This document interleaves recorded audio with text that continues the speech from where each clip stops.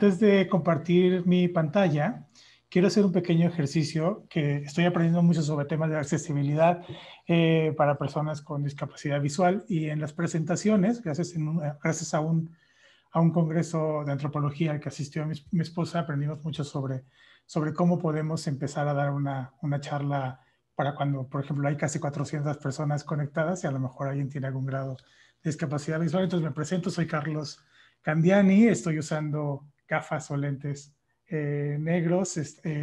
Atrás de mí tengo un mueble con algunos adornos, unos cuadros de Paul Klee y también tengo un librero con una planta en la parte de arriba. Estoy usando una camiseta o una playera azul marino. Eso es un ejercicio que estoy aprendiendo a hacerlo. Es la primera vez que lo hago y dije, qué mejor hacerlo este día que estamos con personas que valoran las palabras y que valoran la forma de comunicar. Entonces, algo ese es el tiempo que quería usar al inicio, antes que digamos, empezar con esta charla, que lo que quiero empezar es con tres preguntas muy breves. La primera es, ¿por qué los términos y condiciones se tienen que llamar términos y condiciones? Todo el mundo ha visto estas secciones en los procesos de contratación, al sacar algo, al comprar algo, puede encontrarse términos y condiciones. ¿Se le puede cambiar el nombre a algo que siempre se ha llamado igual? Y por último, por supuesto, son preguntas que quiero que se lleven como a la reflexión y veamos si las podemos responder durante esta masterclass. ¿Se pueden cambiar las cosas? Eso es lo que me gustaría preguntar. ¿Se pueden cambiar las cosas? Con esto les doy la bienvenida a esta masterclass UX Writing, qué difícil es escribir fácil. Y estaba pensando en este título. No voy a usar ese espacio para presentarme porque quería usarlo para el ejercicio que, que hice al inicio. Y además al final les voy a dejar mis datos por si quieren continuar con esta conversación. Pero estaba pensando en qué nombre ponerle esta charla y me acordé mucho de una anécdota que cuenta Eduardo Galeano, este escritor uruguayo que no sé si se ha leído por ahí, pero les recomiendo mucho sus libros, a mí me encanta, en el que una vez presentó un libro en Barcelona y al finalizar la presentación alguien le dijo, qué difícil debe ser escribir tan fácil como usted, ¿no? Y eso me parece como uno de los grandes halagos que alguien podría recibir, porque al final me parece que esa es una pregunta que también nos podemos hacer. Y si nos ponemos como meta crear contenidos que den la impresión de que escribir es la tarea más fácil del mundo, ¿qué les parece si hacemos esto? Porque al final parece que todo el mundo sabe, pues todo el mundo sabe leer y escribir. Al final es muy difícil, como por ahí comentaba Iván, que la gente entienda el valor muchas veces de una disciplina como la de UX Writing o la parte de creación de contenidos, estrategia de contenidos. El mundo de las palabras en el mundo del diseño. Entonces, yo creo que si logramos hacer algo como esto, dar la impresión de que escribir la tarea más fácil del mundo, y quien se ponga a hacerlo y va a ver que no es tan fácil como realmente lo está, como lo pensó al inicio, van a entender mucho más fácil el valor de tener personas con este rol, con esta disciplina en los equipos de diseño. Sabemos que las personas deben estar en el centro, es algo que todo el mundo hemos escuchado, es como una regla de oro en el mundo UX. Pero ¿qué pasa si comenzamos por las palabras, ¿no? Al final creo que es algo que podríamos intentar hacer, comenzar por las palabras. Eso es de verdad poner a las personas en el centro. Si les pongo un breve ejercicio, aquí estoy mostrando unas pantallas en las que imagínense que vamos a hablar de una contratación de un seguro, ¿no? Entonces tenemos el comienzo de esa contratación, después tenemos todo ese proceso completo en el que vamos llenando formularios, vamos dejando datos personales y al final tenemos una pantalla que es la que tiene el botón que dice contratar y que es la que muchas veces es el número que llama la atención, ¿no? La verdad, si hacemos un ejercicio de honestidad, en casi la mayoría de los equipos, muchas veces equipos de negocio, se quedan con esta pantalla. Y al final un proceso se mide con base en cuántas personas hicieron clic en el botón contratar, cuántas personas de verdad contrataron el seguro. No quiero decir que no sea lo más importante, pero no es lo único importante. Al final este es un dato que por supuesto nos va a ayudar a conocer si un proceso de contratación es claro, es exitoso. Es lo que muchas veces nos va a dar como la propuesta de valor en claro, ¿no? Así la vamos a poder explicar mucho más fácil con ese número.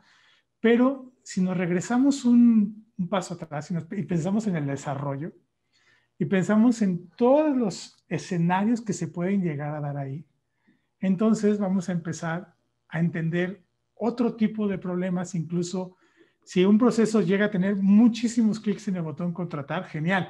Pero ¿qué pasa después? Quizá las personas empiezan a llamar por teléfono porque tienen dudas, quizá las personas empiezan a buscar a nuestros equipos de atención al cliente por el chat, por la aplicación, empiezan a mandar correos porque algo no les quedó claro, incluso después de contratar. Y yo creo que eso es algo que podemos resolver también con la forma en la que comunicamos un proceso o lo que escribimos dentro de ese proceso. Si pensamos en la experiencia, no solo en el resultado final, además de que, por supuesto, una persona va a entender mucho mejor lo que estamos queriendo contar, pero también vamos a encontrar esos mismos clics, no van a afectar ese número de clics, al contrario, quizá den clics más sólidos al final en contratar, ¿no? Al final vamos a encontrar personas mucho más satisfechas con lo que están comprando o contratando porque entendieron todo y además tuvieron una buena experiencia durante ese proceso. ¿A qué me refiero con pensar en la experiencia? Me refiero a que hay gente que hace clic aquí, en la parte de términos y condiciones. Y regreso a la pregunta, ¿por qué los términos y condiciones se tienen que llamar términos y condiciones? Y lo digo porque este es un proyecto real que a mí me tocó, en el que me tocó participar. Por supuesto, sabemos que nadie lee esta sección, tampoco yo, ¿no? La verdad, estos términos y condiciones, porque generalmente está llena de contenido muy pesado, confuso, largo, sin accesibilidad, sin comunicación inclusiva, sin explicar realmente lo que queremos que nos expliquen. Yo incluso aquí hice un juego con este contenido, ¿no? En este sitio, imagínense que dijera algo así, ¿no? Este sitio web es operado por una institución privada que no conoces y que aunque te dijéramos a qué se dedica, no podrás encontrarla con ese nombre. A veces ni siquiera nosotros podemos encontrarla. Nos comprometemos a usar términos complicados y a ponerlos en todo el sitio web de una forma estratégica y con la misión de confundirte. Vamos, somos buenísimos para eso, para confundir. Sinceramente, lo único que queremos es que navegues por el sitio y que nos des muchos clics. Eso, ese número de clics es el que más nos interesa porque podemos sacarle mucho provecho. Al visitar ese sitio, aceptas los siguientes términos y condiciones y las políticas, no vamos a borrar ese pedazo anterior porque sabemos que nadie leerá esto. No nos interesa la comunicación inclusiva ni la accesibilidad en esta sección. En el fondo, todo el mundo ignora los términos, ¿no es así? Es información importante, es tu privacidad, y aquí hablamos sobre el manejo de tus datos personales, pero la vida es corta para leer los términos y condiciones de un producto y servicio, y nosotros nos aprovechamos de eso. Ah, y oye, estas condiciones nos gustan las mayúsculas y por eso las ponemos cuando queremos con mayúscula. Se aplican a todos los usuarios del sitio, incluyendo a los usuarios que no lean esto, a los del futuro, a los primos de los usuarios del futuro y a todo aquel que pase por aquí, aunque se haya equivocado y haya buscado en Google restaurante en lugar de restaurante.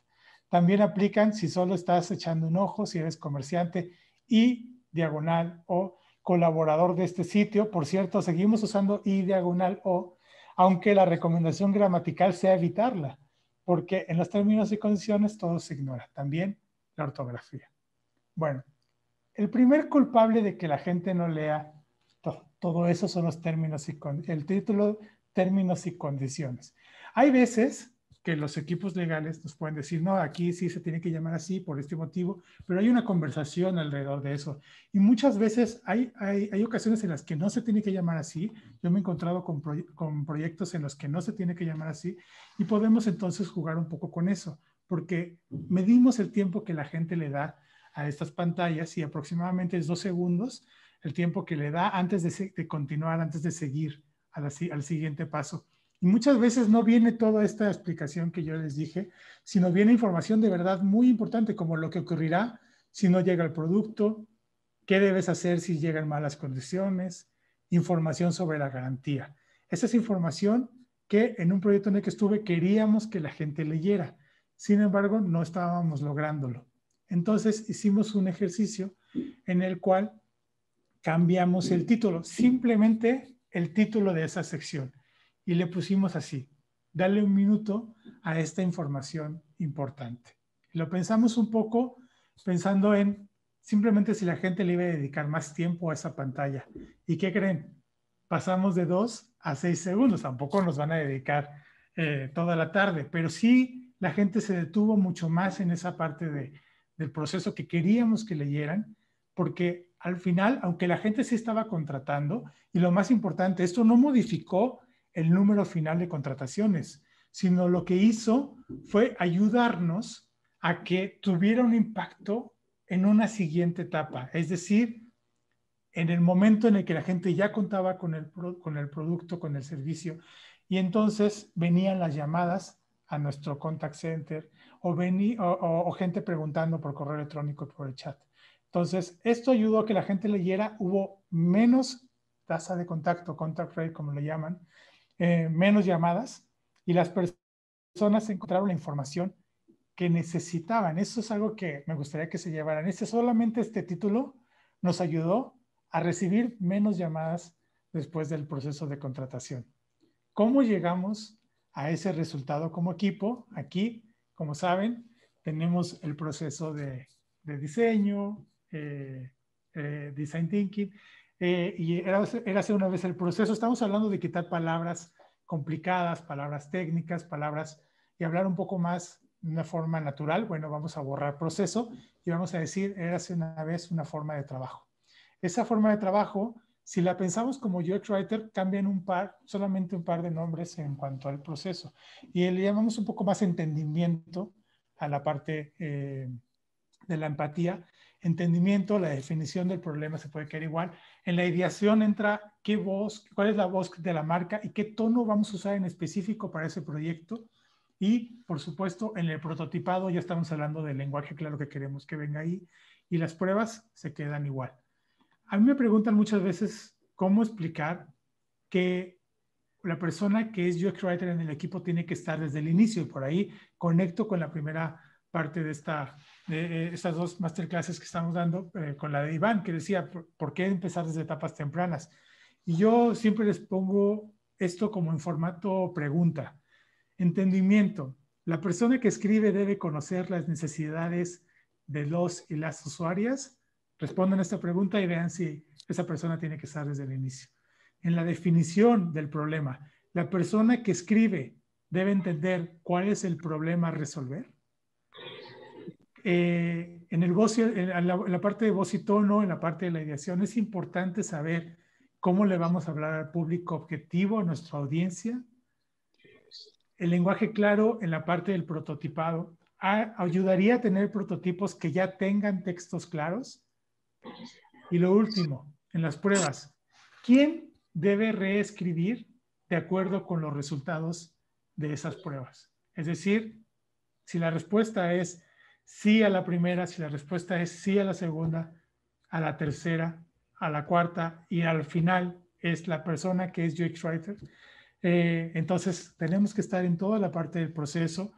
Créanme que esto significa tener muchas más reuniones, esto significa tener muchísimo más carga de trabajo de un proyecto, pero es una carga que queremos las personas que escribimos, es una carga que necesitamos para poder escribir más, porque al final también trabajamos menos en la parte de escribir, es decir, va a haber menos retrabajo de escritura, vamos a tener que escribir, vamos a escribir mucho más claro, más directo, con con un enfoque mucho más pensado en las personas si contamos con todo este contexto y con toda esta información en el proyecto. Ustedes me dirán, bueno, esto es un escenario feliz, ¿no? Esto es el famosísimo Happy Path. Sí, por supuesto. Hay muchos proyectos que no precisamente responden a este escenario, sino son un escenario que es un escenario que no es feliz. ¿Qué pasa cuando un escenario no es feliz? Quiere decir que se inventan como esta etapa intermedia o una etapa 4.1 por aquí, en la que viene esta pregunta a la persona que es UX Writer, es decir, ¿puedes ayudarnos? Te necesitamos, ahora sí te necesitamos cuando ya estamos con ya tenemos los prototipos y queremos que simplemente, como por ahí me han dicho, hagas tu magia en esa parte, ¿no? Entonces, claro que es algo que existe todavía en los proyectos, pero digamos que al final lo que queremos es, de alguna forma, llevarnos esta diapositiva, llevárnosla y tratar de llevarla con stakeholders, llevarla con personas que toman decisiones, llevarla con managers, para que al final tomen en cuenta que va a haber un retrabajo menor, vamos a poder enfocarnos mucho mejor y vamos a poder de verdad entregar mejores productos finales. Al fin, esto creo que para escribir fácil hace falta una persona que escriba muy bien, por supuesto que sí, pero lo más importante es que exista una forma de trabajo que le dé todas las herramientas que esa persona necesita, porque los textos difíciles están en todos lados. ¿Quién no se ha encontrado con un mensaje como este? Y cuando digo de verdad en todos lados, quiero decir en cualquier idioma. De verdad, no importa el lugar, nadie se salva. Esto es algo que me gustaría que se quedaran. Es decir, es algo con lo que lidiamos en todas partes. Los textos complicados siempre van a existir y entre más contexto tenga la persona que va a escribir, por ahí preguntaba a alguien, ¿qué pasa si no hay UX Writer en el equipo y esto cae en otro rol? Pues la persona que va a encargarse de ese rol, que no sería lo ideal sería siempre abogar porque existan todos los roles que necesita un proyecto, pero sabemos que no siempre pasa así. Bueno, pues que esa persona también pase por todas esas etapas del proceso y también tenga claro un poco el proceso de UX Writing. Al final, el codiseño se nota en los resultados, es decir, ya no es que hablemos de ingresa a tu dirección, sino que podamos hablar de un tono más conversacional y poder conectar con las personas de otra forma, ¿no? Hablar de cuéntanos en dónde vives en lugar de ingresa a tu dirección. O como también me tocó en un proyecto en el que hablábamos de suscripciones a boletines y existía esta pantalla, ¿no? Cuando yo llegué, suscripción finalizada con éxito, recibirás nuestro boletín en tu correo electrónico. Una vez que me contaron que ese boletín era mensual, una vez que me contaron que podíamos modificar, que sí existía el equipo de ingeniería que nos puede ayudar a meter imágenes en esta pantalla. Bueno, pues uno quedó algo más o menos similar a esto, ¿no? Terminaste, a partir de ahora comenzarás a recibir nuestro boletín mensual en tu correo electrónico, porque la gente preguntaba, pero cada cuánto recibiré el boletín, respondían, ¿no? Muchas gracias por esto, nos hiciste el día y al final les dábamos otras salidas, además de esta aspa o este tache o esta cruz en la parte superior de la pantalla, también el cerrar directamente o el regresar a tu cuenta.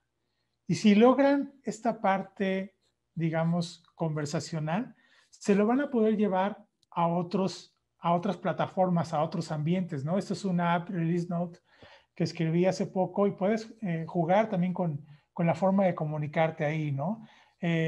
¿Cómo puedes contar que se eliminaron errores o se corrigieron errores en una app? Pues de una forma distinta, también te da más libertad una vez que ya tienes es cerrado esa parte del proceso en tus flujos, en la aplicación, en el proceso de contratación, tienes más libertad para hacerlo en otras plataformas, que además son plataformas que se prestan muy bien, en las tiendas de iOS y de Android, se presta mucho para que hablemos de las novedades o de qué hay de nuevo en la versión de la aplicación con este tipo de mensajes. Al final también se puede usar un tono muchísimo más conversacional, más relajado, un tono mucho más casual en esa parte del proceso. Y esto al final es la estrategia de contenidos. Esto es lo que lo que debería tomar en cuenta. La estrategia de contenidos no es solo para la app, no es solo para la web, es para todo, para desde los manuales de marca, desde los manuales de contenido hasta que sale el producto final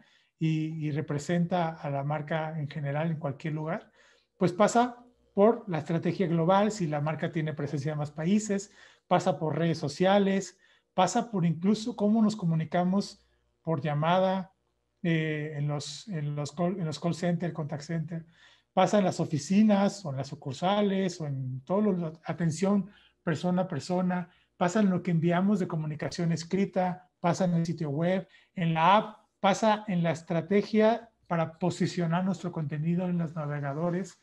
Entonces, es decir, alcanza muchas otras facetas del contenido. Y con eso quiero dar este llamado a la acción. Tú puedes poner a las personas en el centro. Tú, no importa cuál sea tu rol, sea UX Writer o no, tú puedes poner a las personas en el centro. Tú puedes cambiar las cosas. Masterclass finalizada, perdón. Gracias por acompañarme, mucho mejor dicho. Gracias por creer en las palabras y estar aquí. Les dejo estos datos de contacto en Twitter y en Instagram. Me buscan, me encuentran así y en LinkedIn, sobre todo en LinkedIn soy la verdad un poco más activo, entonces ahí podemos conversar y continuar esta conversación. Muchas gracias por este tiempo a todo el mundo que está conectado.